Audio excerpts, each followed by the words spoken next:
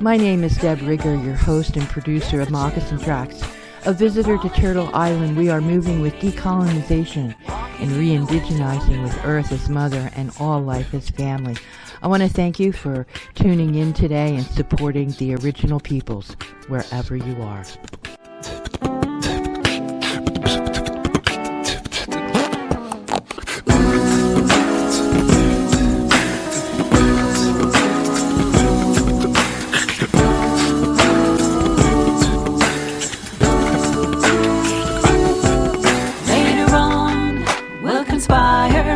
As we dream by the fire to face unafraid the plans that we made, walking in a winter wonderland. Sleigh bells ring, are you listening? In the lane, snow is glistening, a beautiful sight. We're happy tonight, walking in a winter wonderland. Gone away is a bluebird, here to stay is a new bird. He sings a love song as we go along, walking in a winter wonderland. We'll face unafraid the plans that we made, walking in a winter wonderland.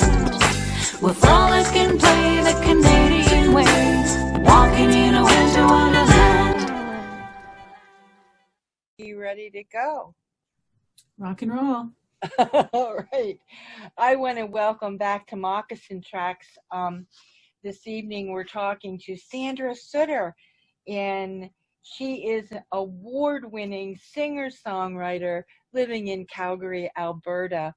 And I want to read a little bit from her website, sandrasuttermusic.com. You can find all about her and see some of her music videos. And part of what she says about her music, it's really about a vision to help bring understanding of Indigenous culture to both Aboriginal and non-Aboriginal people, with the overall objective of understanding that leads to acceptance, and acceptance leading to peace and well-being. I've always loved that her music brings us to those places of understanding. And Sandra is Cree Métis from the Red River area in Manitoba. Raised in a loving non-Indigenous family, Sandra embraced her ancestral and cultural roots later in life. And I think that's what I really appreciate about Sandra. And some of her music she just released a new album, Aurora 12, and we're going to be sharing that music with you. And I wanted to ask Sandra if she'd give us a little insight to some of those songs. But first, I want to welcome her back to Mocassin Tracks and have her introduce herself and say hello to everyone. Thank you so much, Deb. I'm so honored to be here with you on Mocassin Tracks again. We're coming to you from Treaty 7, Mocassin, which is also known as Calgary. And we're also in the Blackfoot Confederacy and the home of Métis Nation Region 3 in Alberta. So really delighted to be here with you. It's my favorite part of the year when I get to have a conversation with you, Deb. Oh, yeah. I really appreciate you joining me here on this Zoom because, you know, with COVID, it's really hard to attend to, you know, the radio station. And I know it's really hard for you as a musician. We are so limited in our places where we would normally see people. You know, they're limiting them to maybe only 10 people at a time gathering. We're all wearing masks. We're all trying to, you know, isolate ourselves. And I know it must be rough for you. Yeah, so but you continue to do your music and you produce this wonderful album. So congratulations on that. Thank you. You know, it's hard to perform a Christmas album in the hot months of summer when we were recording. Yeah, right. You really, have some wonderful lyrics, and one of the songs, Standing People, has just been, I know you wrote a little bit about it on your blog. I was wondering if you could just talk a little bit more, because Standing People, you just, you take us through the forest, and we can really feel like the breath of spirit in the song. I mean, you hear it. How did you get some of that? Like in the chorus, it's kind of like this breath that happens. Isn't it amazing? Yeah. How does that happen? So yeah, that song was such a joy to co-write and create. I started it in the studio with my cousin and friend Rob Ing last year, and we just had pieces of it. And the vision was somebody walking along a trap line in a forest, just enjoying their life and living in a traditional way. And what would that be like? And how do they commune with the standing people? How do the standing people watch? And how do we participate with them? And when we were talking about that, we were talking about how there's a scene in Lord of the Rings, I think it is, where the trees all kind of uproot themselves and join the army. And oh, yeah, yeah. Do you know? Yeah. So that's what we wanted to capture in the voice of the trees joining us and singing with us in the song. And that's where that deep rumbly breathing comes from. Oh, yeah. It's so, I mean, it's kind of magical in a way. And it really makes you feel that you are communing with like ancient beings. And I feel that you must feel that when you go into the forest as well. Oh, yeah, I sure do. I think probably we all do, but I love to be in the woods, and I love to be in the woods at night. And you can't always do that as a woman living in a city, for one thing, but it's not always, we don't always feel safe to do those kinds of things that are so natural for us. So I was out in the mountains last week with my son. Who came up from Regina, and we went for a short walk from the place that we were staying at, and we ended up getting lost in the forest. Oh, wow. Oh, my. It was awesome. So we were out there for 24 kilometers. We tracked it before we found our way back to where we needed to be, but it was a glorious, beautiful, quiet evening, and you could feel nature responding to just the beauty of the evening, and we got to witness it. It was amazing. It really reminded me of the song Standing People. Yeah. Oh, yeah. Well, you also in the song Hypnotized, that really feels like a little bit of the forest, but also winter and wintertime. And you know, the silence of the winter is one of your phrases. And the beautiful piano that's in that. Could you tell us a little bit about the Hypnotized song? Yeah, that song, I wrote it on a plane. I think I was probably coming home from Whitehorse, and I got to experience going out to see the Northern Lights while I was there. And that's a wonderful thing, but even more wonderful was I got to experience it with people from other countries who it was completely foreign to, and watching them so excited about something that I've seen more than once was really, really special. And I was thinking in the plane about the things in winter that are magical, that the things that you see visually, if you're lucky enough to be gifted with sight, and hoarfrost on trees, those kinds of things. So the song, when we went into the studio, Chris Burke-Gaffney's studio this summer, Chris had come up with some music for the words that I had given to him, and I went into the studio and sang it. I think we nailed it in 2 takes, I think. Oh, wow. and that was really awesome, because it tells you you're on the right path when it comes that easily, because it's not really that easy. You have to be in the zone, you have to be connected. And we came out and listened to it. Vince Fontaine was in the room. He's the executive producer on the album, and Chris and myself. And we didn't want to dirty any of that song up with more music. We felt like that it needed to be naked like the subject matter in the song, just there and pure and available. Yeah, yeah. Well, it comes off like that. It is so special with just listening to that piano and your beautiful voice, of course. Thank you. Just amazing. I love how you did this in the summer, but yet the songs speak to this season right now, and it's going to be really fun, of course, for us to be broadcasting this all during solstice time and eclipse time and this wonderful, winter. I did feel a little bit like after listening to a lot of the songs, they do speak to nighttime. And could you talk a little bit more about that affinity to night that a lot of times comes through in your songs?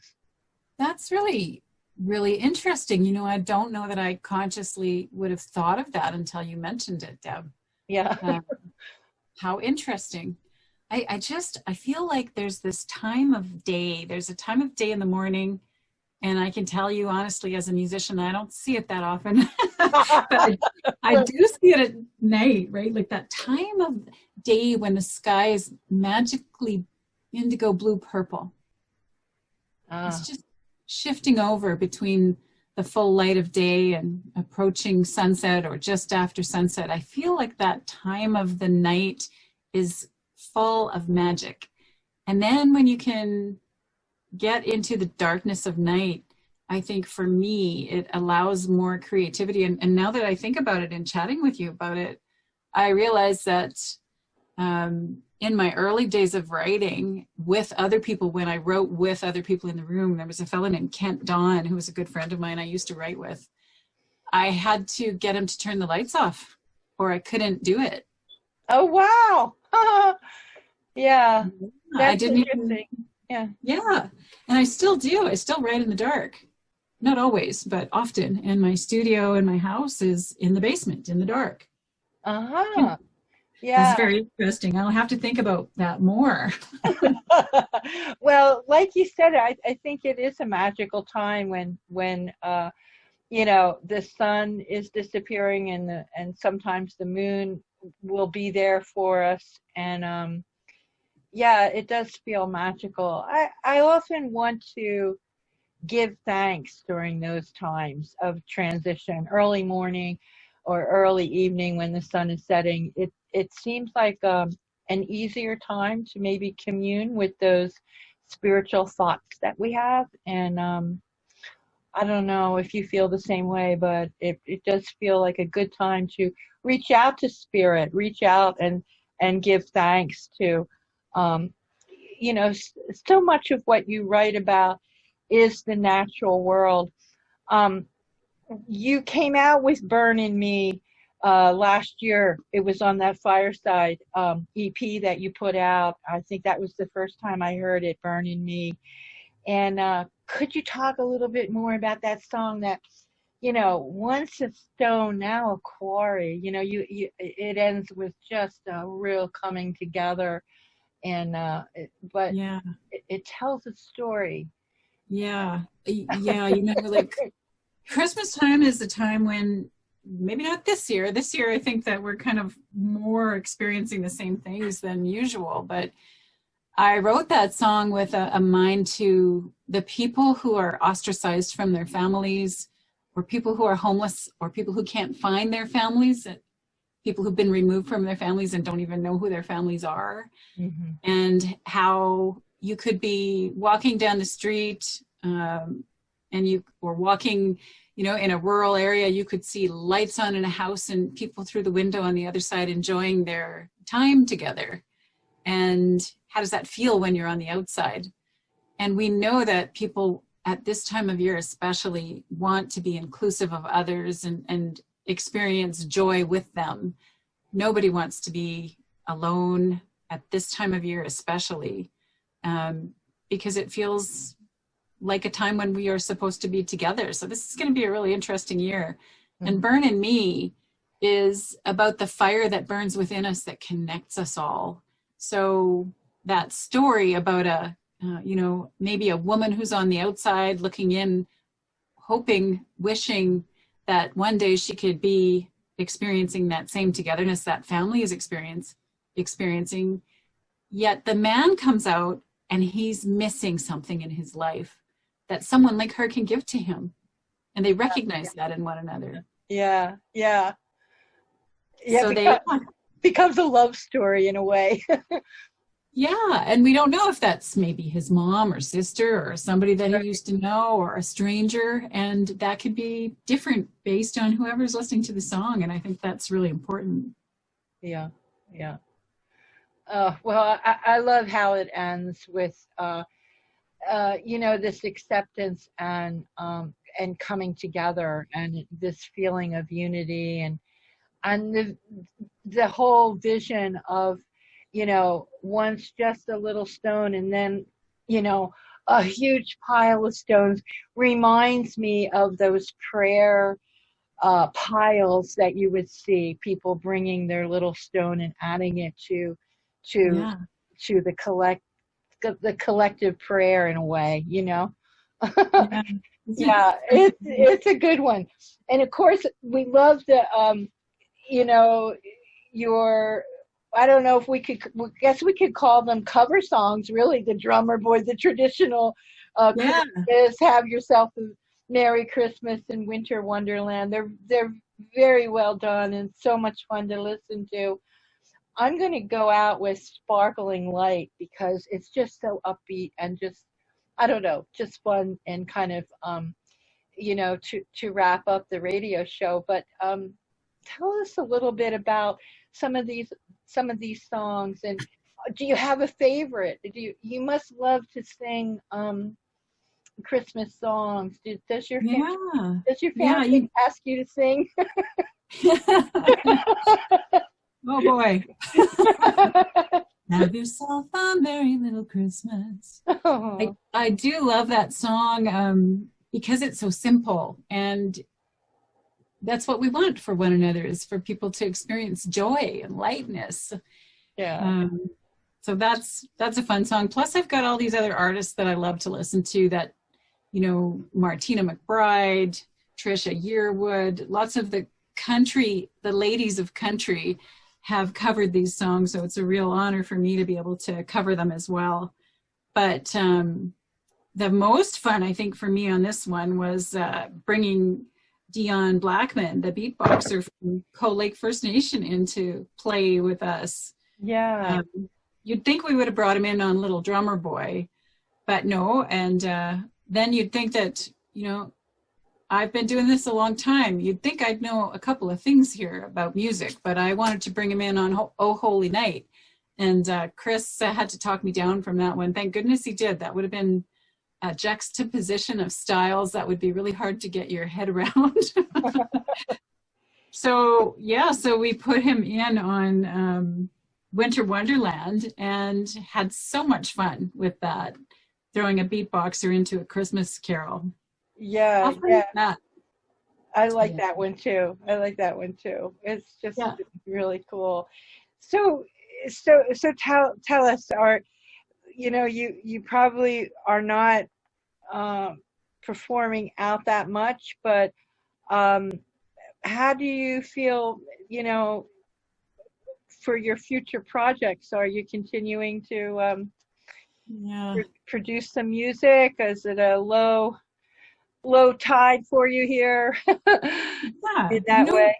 It's been an interesting year. I didn't think there would be this much music coming out this month. There's a lot of really great music being released right now because I think everybody's been having to shift gears from performing live to creating music in their homes or collaborating with other musicians and putting things out. So I thought there would be a dearth of music at Christmas time, especially Indigenous Christmas music. And although I'm not sure who's putting out Indigenous Christmas albums, there's quite a few singles coming out, and that's fantastic. I'm focusing on continuing to write. Vince has a project that he's going to be working on in the new year, Vince Fontaine, that he's going to be collaborating with some artists on, and I'm honored to be one of those.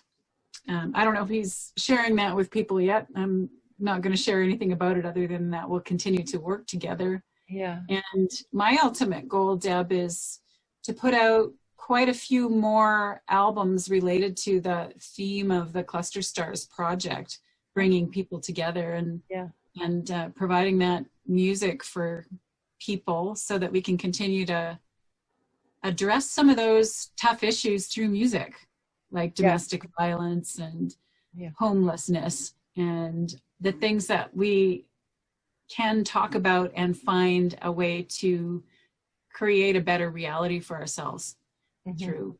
We understand the social issues, and artists have a platform and a voice that can speak to influencers in a different way than people in mainstream society can. So I think that's a responsibility that you definitely demonstrate in your show, and I thank you for that. And it's something the elders have tasked me with doing, so we must continue on this path, and what a joy and blessing that is. Oh yeah. And I wanted to ask you about Reggie and Rose and how they're doing. Are you able to keep in communication with them?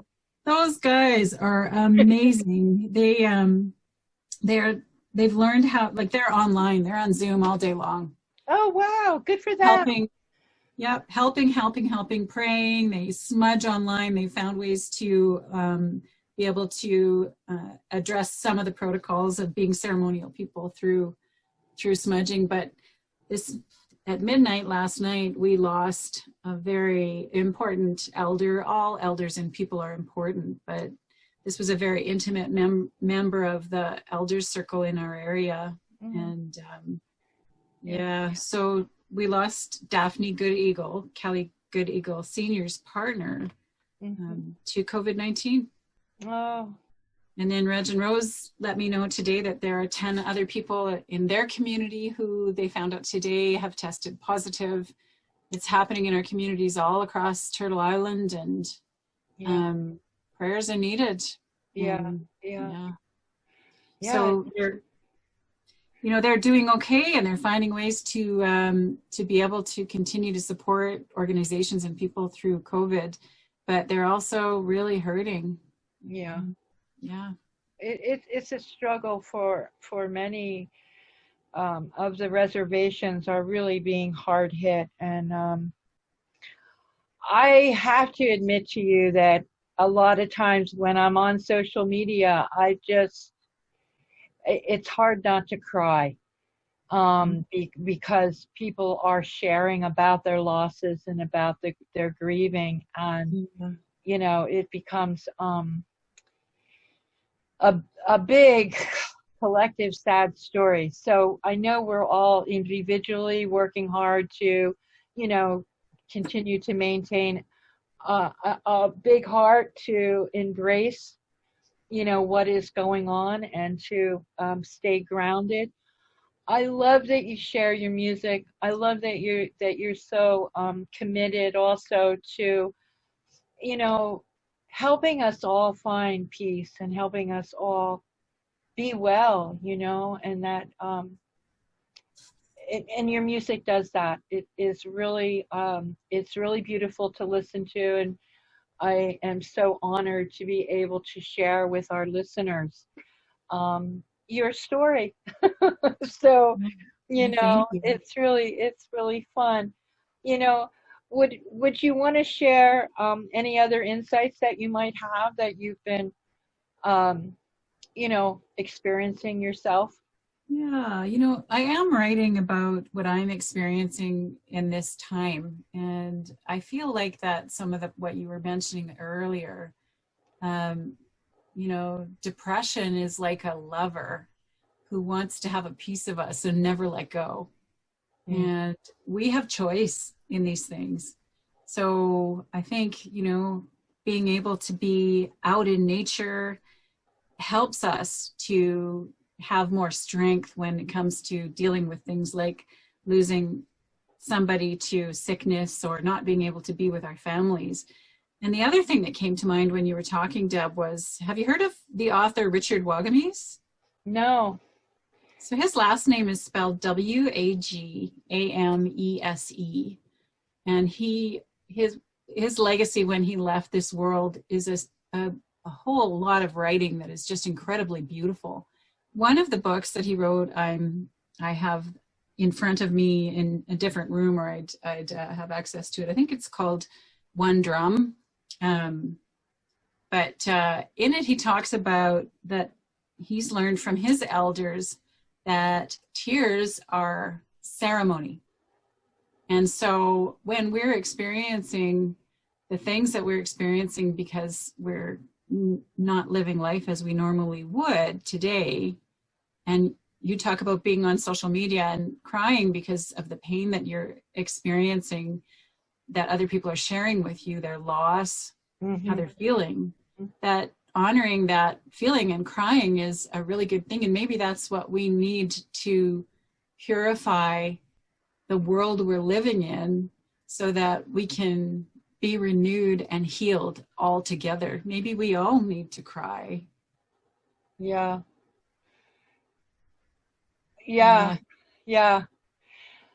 A big cry altogether. I keep thinking, that I would be stronger. I mean, it's been, almost a year or something. I mean, 9-10 months we've been dealing with COVID, and but yet it doesn't get any easier when you lose people that you love, Yes. So it doesn't get any easier. And, I feel like there's a breadth of that loss that we share. And part of it is recognizing that denial of what's going on doesn't mean it's not going on, doesn't mean people aren't compassionate, but we all have different capacity. And so things like your show, sharing music with people, sharing the stories behind how people think and feel, those are critical ways for people to be able to see themselves in something and see that there's strength that they can gain because other people are strong and can help them. Even just a connection that's a fleeting moment in time. Yeah. And to also know that it is a common, we're in that common pot of experiencing this alone, but yet together. Yes. And so I for my own personal healing, it's like trying to keep it all in balance. And when I have my emotional moments, then I try to balance it out with remembering the love and the laughter and all that we share together.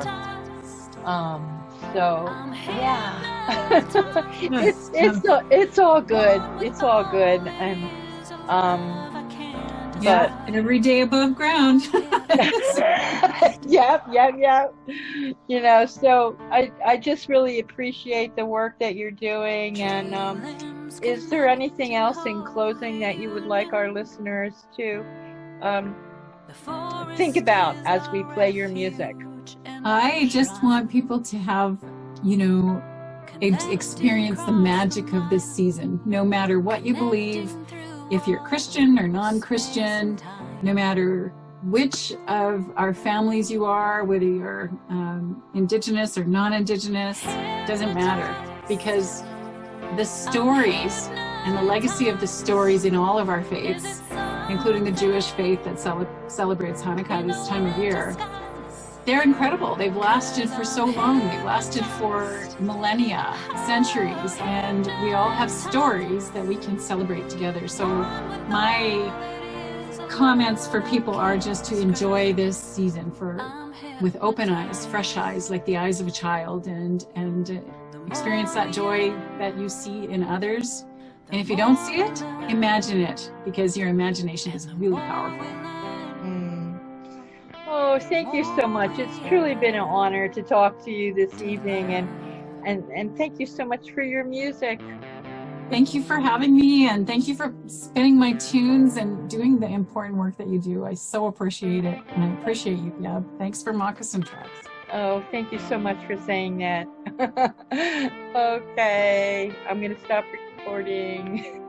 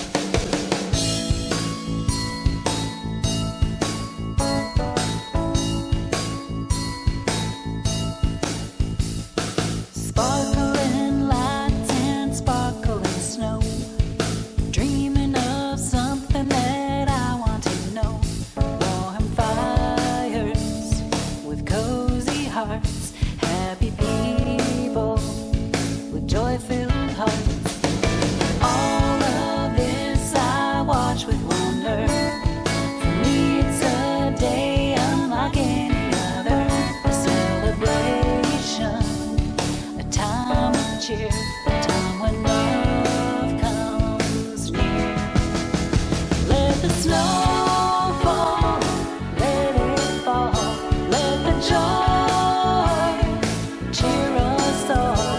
Let the lights shine bright, so bright on this joy-filled Christmas night.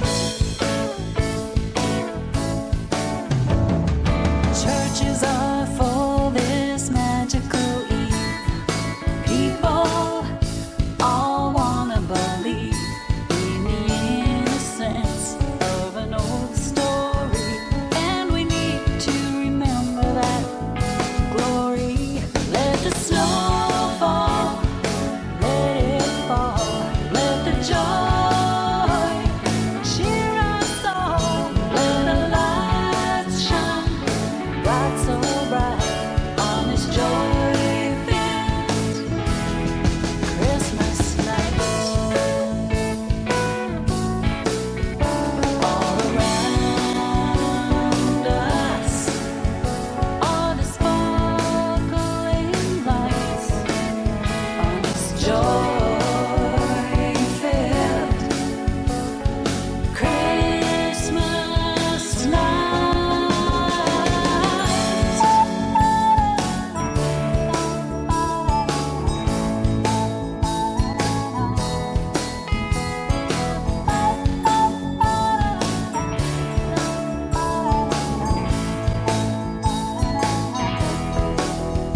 Let the snow fall, let it fall, let the joy cheer